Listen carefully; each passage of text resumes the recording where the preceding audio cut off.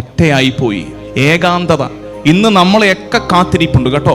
ചുറ്റും ഒരുപാട് പേരുള്ളപ്പോഴും ഒറ്റയായി പോകുന്നവരുണ്ട്, വീടുകളിൽ ഒറ്റപ്പെട്ട് ജീവിക്കുന്നവരുണ്ട്. മക്കളൊക്കെ ചിറക് വിരിച്ച് പറന്നകലുന്ന ഒരു കാലത്ത് ഇനി വാശി പിടിക്കരുത്, എന്നെ പരിചരിക്കാൻ എൻ്റെ ചുറ്റും എൻ്റെ മക്കളും എൻ്റെ ജീവിത പങ്കാളിയും കൂടപ്പുറപ്പുകളും ഒക്കെ കാണണമെന്ന് ഇല്ല. അത് യാഥാർത്ഥ്യമാണ്. ഒറ്റപ്പെടലിന്റെ ഒരു കാലത്താണ് നമ്മൾ ജീവിക്കുന്നത്. ദൈവം കൂടെയുണ്ട്. ഈ ഏകാന്തതയും ഒറ്റപ്പെടലും ഈ കാലത്തിന്റെ അനിവാര്യതയാണ്. എത്ര കാലം നമുക്ക് എല്ലാവരെയും പിടിച്ചു വെക്കാൻ പറ്റും? പറന്നകലട്ടെ. ഒറ്റയായാലും ഒറ്റപ്പെട്ടു പോകാതെ ദൈവം തുണയുണ്ടെന്ന് പറയുന്ന വിശ്വാസത്തിന്റെ ആർജവത്വം മറിയത്തിൽ നിന്ന് പഠിക്കാൻ നമുക്ക് കഴിയണം. ഒരു കാലത്ത് ക്രിസ്ത്യാനി ഒട്ടും ഭയക്കാതിരുന്നൊരു വാക്ക്, തൻ്റെ ഇടത്തോടെ നടന്നു കയറിയ ഒരു കാര്യം, ഇന്ന് ക്രിസ്ത്യാനി, ഈ അഭിനവ കാലത്തെ ക്രിസ്ത്യാനി ഏറ്റവും അധികം ഭയപ്പെടുകയും പ്രാർത്ഥനയിൽ ഒഴിവാക്കി തരണേ എന്ന് നിലവിളിച്ചും കണ്ണീരൊഴുക്കിയും പ്രാർത്ഥിക്കുന്ന ക്രിസ്ത്യാനിയുടെ ഏറ്റവും വലിയ ഭയങ്ങളിൽ ഒന്ന് സഹനം. സഹനം. ഇന്ന് നമുക്ക് സഹനത്തെ ഭയമാണ്. സഹനത്തെ, പ്രാർത്ഥനയൊക്കെ എന്താണ്? സഹനം എടുത്തു മാറ്റണേ, സഹനം തരല്ലേ എന്നൊക്കെ പ്രാർത്ഥനകൾ ചുരുങ്ങിപ്പോകുന്ന ഒരു കാലത്ത് മറിയം മാറി നിന്ന് ചിരിക്കുന്നുണ്ട്.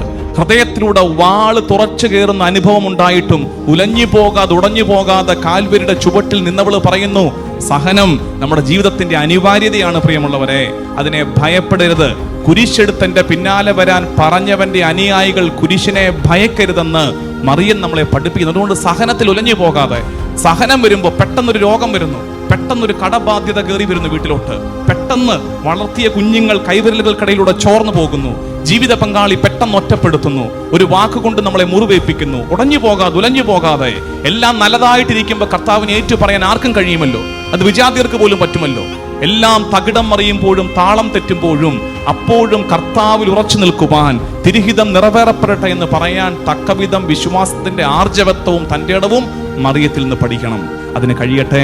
ഈ ഭയങ്ങളെ അതിജീവിച്ച് ഭീരുത്വത്തിന്റെ ക്രിസ്ത്യാനി അല്ല നീ, ഭീരുവായ ക്രിസ്ത്യാനിയാകാതെ വിശ്വാസത്തിന്റെ തൻ്റെ ഇടമുള്ള, അഭിമാനമുള്ള, ധീരതയുള്ള ക്രിസ്ത്യാനിയായി ജീവിക്കാൻ മറിയം നിങ്ങളെ നിർബന്ധിക്കട്ടെ.